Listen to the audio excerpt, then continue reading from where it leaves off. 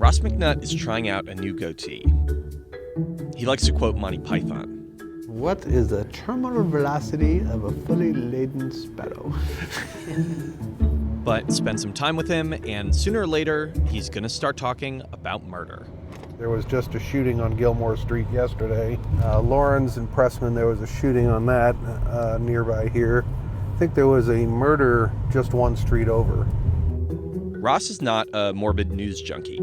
The reason he knows about all these shootings is because he saw them happen. In fact, he could bear witness to almost 18,000 crimes over the past few months. Right now, he's pulling into a parking lot in West Baltimore to show us how he sees it all.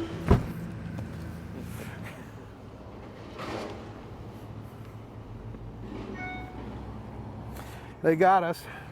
Oh, really? Yeah. You just got a text? Yeah. He said, "Gotcha." That text had come from Ross's office, miles away in downtown Baltimore. Hey, Alex, what's going on? So this is your guys in the parking lot right here. It's a little hard to tell, but this image actually is us in the parking lot. And it was taken from a plane that we could just barely see off in the distance while we were there.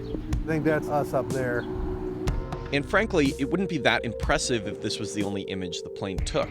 But the camera wasn't pointed at us specifically. The plane was taking a picture of the entire 30-mile wide radius of West Baltimore.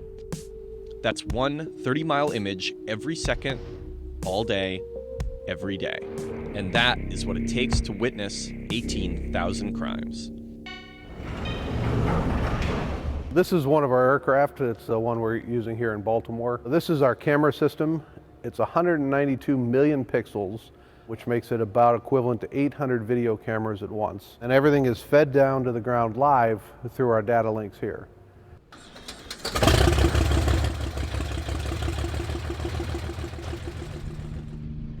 We do wide area surveillance. We watch cities at a time in order to assist law enforcement in lowering crime rates. We're essentially a Google Earth Live with TiVo capability that allows us to follow people to and from crime scenes.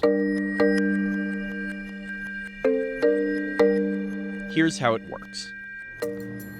Ross and his team listen to emergency calls and police scanners to find the time and place of reported crimes. They go to the live feed that their plane is sending down and start to scroll back and forth through time to actually see the crime take place. So right here you can actually see two cars that match the description from the 911 calls. The cars leave the scene here, and we're going to try to follow those cars and see if we can find a final location that they go to. And we'll also follow them backwards in time to see if we can figure out where they came from. When Ross has enough information, he compiles a report, hands it off to the Baltimore police, and then it's on to the next crime. After about 7 hours of doing that, your hand gets a little tired. Your eyeballs get tired first. There's a reason we call our analysts squints. We've started off in Philadelphia at one point. We did operations here in Baltimore previously. We've done operations in Indianapolis, Compton, Nogales, Torreon, Charlotte, and now we're back here in Baltimore, and we hope to be here forever. Forever is where things start to get complicated. To date, no city has signed on for a long-term contract. Why? Well, it might have something to do with money. For a year of surveillance, Ross charges about $2 million. But that's less than the cost of flying a police helicopter. More likely, it has to do with that big elephant in the room. Some people believe that there are privacy issues and that those privacy issues outweigh the ability to solve the crime.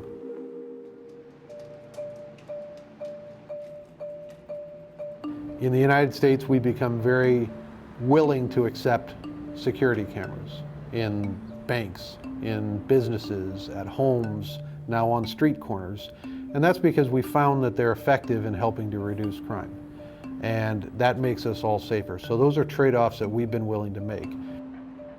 In 2014, Ross marched right into the ACLU headquarters and met with the man who should probably be his arch nemesis. When he came in and presented his technology to me and tried to sort of persuade me that the privacy issues were not as big as I thought, I thought he was banging his head against the wall, because really this kind of wide area, mass, persistent surveillance is a huge threat to privacy.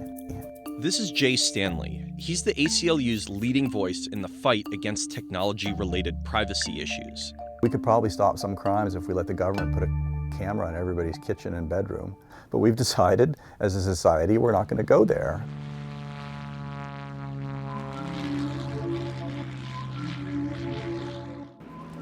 Ross's plane isn't a crime-solving crystal ball.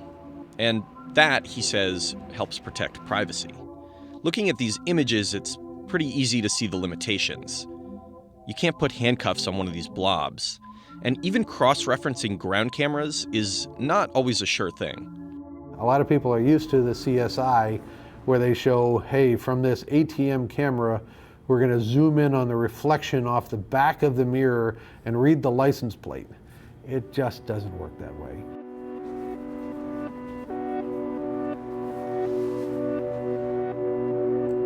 We see a lot of crime. And, one of my frustrations is that we don't have enough analysts to look at all the crime that we see. You don't have that much detail on it. You just have the fact that here was a reported rape of a 12-year-old at this house. Does it affect you? Yes. Give me a sec. It does. I've got 3 daughters.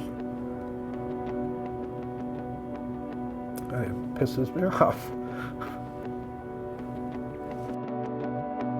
It's pretty clear Ross believes that his surveillance is a win for everyone. But getting law enforcement officials to agree, let alone the public, is proving to be a tough sell.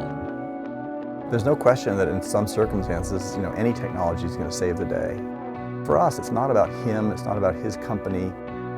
It's about, do we want to allow the government to track everybody's whereabouts in an entire city at once with one camera in the sky? The technology is now here to do that, and we have to make a decision as a society. Do we want to go down this road?